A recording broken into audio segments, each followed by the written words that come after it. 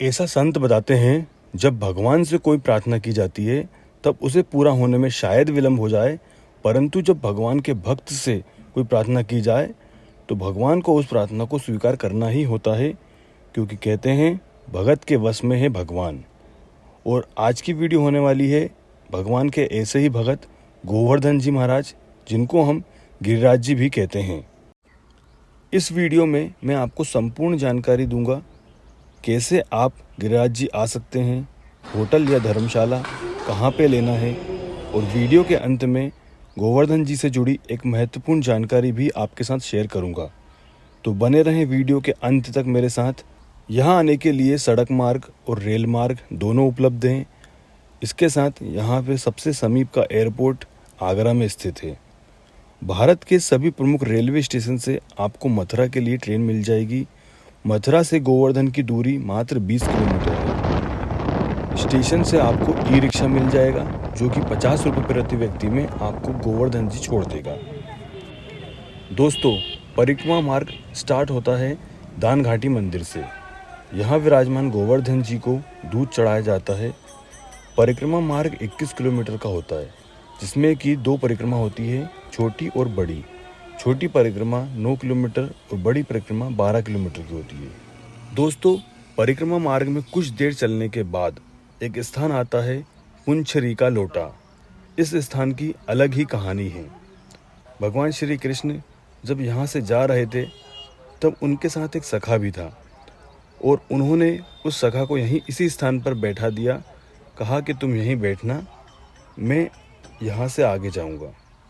उसके बाद जब भी गोपियाँ ठाकुर जी को ढूंढती हुई यहाँ से गुजरती तो एक दूसरे से कहती, वो बैठा है श्याम का सखा, पूंछरी लोटा के नहीं लोटा, पूंछरी पूंछ लोटा के नहीं लोटा। तभी से इस स्थान का नाम पड़ गया पुंछरी का लोटा। इसके अलावा ऐसा भी कहा जाता है कि जो भी भक्त परिक्रमा करने आते हैं, इसी स्थान पर उनकी हाजिरी लगती है।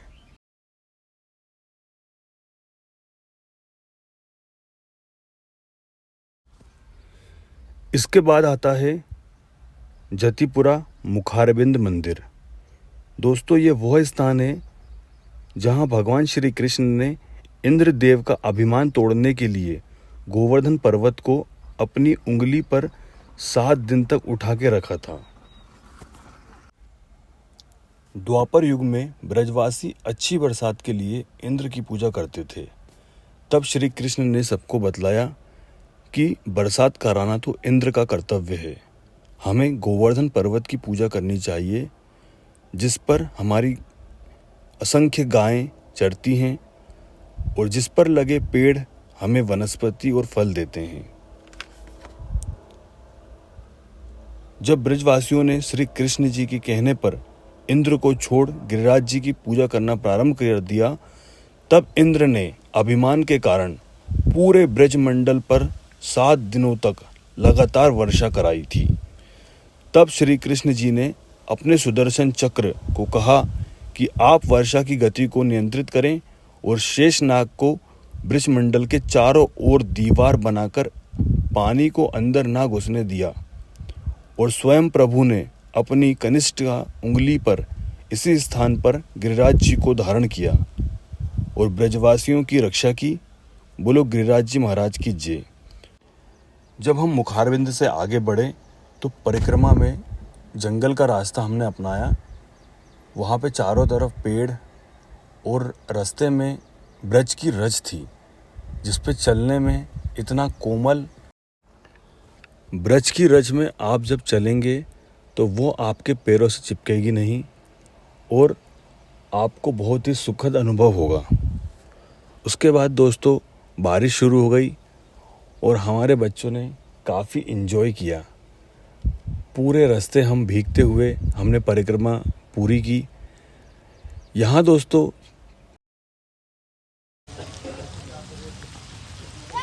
हम तो डैम बना रहे हैं। डैम ये देखो पानी आ रहा है ना पूरा। चलो मैं भी डैम बनाऊंगा। अबे क्यों ऊपर पानी डालना पड़ेगा? इसके बाद दोस्तों प्रारंभ होती है बड़ी परिक्रमा, जिसमें सबसे पहला स्थान आता है राधा कुंड और इसके साथ में ही श्याम कुंड। और यहाँ पे भी आपको एक अद्भुत संयोग देखने को मिलेगा। जैसा कि राधा रानी जी का स्वभाव था शांत सरल, उसी प्रकार राधा कुंड चारों तरफ से सीधा एक जैसा है दिखता है। और जैसा कि हमारे बांके बिहारी जी का स्वभाव था नटखट, उसी प्रकार श्याम कुंड कहीं से तिरछा तो कहीं से सीधा प्रतीत होता है। ये जो स्थान है दोस्तों, यह पहले अरिष्ट वन हुआ करता था और इसी वन में श्री कृष्ण जी अपने सखाओं के साथ गैया चराने आते थे। भगवान के पास 1.25 लाख गायें थी। जब कंस को यह बात पता चली तो उसने अरिष्टासुर नामक राक्षस को कन्हैया जी का वध करने के लिए यहाँ पे भेजा। राक्षस ने गाय के बछड़े का रूप धारण करके गाय के झुंड में शामिल हो गया और कृष्ण जी को वार करने लगा। तब ठाकुर जी ने उसका वध किया, परंतु इस कृत्य से राधा रानी रुष्ट हो गई।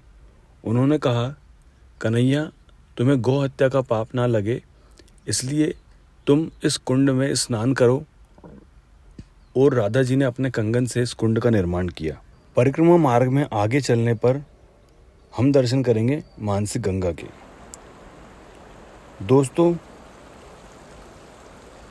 जब कंस के द्वारा भेजे गए एक और राक्षस को प्रभु ने मारा तो सारे सखा कहने लगे, कन्हैया तुमने हत्या की है और हम तुम्हारे साथ नहीं खेलेंगे। जब तक तुम पाप को गंगा जी में स्नान करके नहीं धो लेते, हम तुम्हारे साथ नहीं रहेंगे। तो कृष्ण जी बोले, मैं यहीं गंगा जी को प्रकट करके स्नान कर लेता हूँ, फिर तो पाप धुल जाएगा। इस तरह कृष्ण जी ने मानसी गंगा को प्रकट किया और उसमें स्नान किया। दोस्तों, परिक्रमा की पूरी थकान यहाँ के जल में स्नान करने से निकल जाती है और इसके बाद हम पहुँच जाते हैं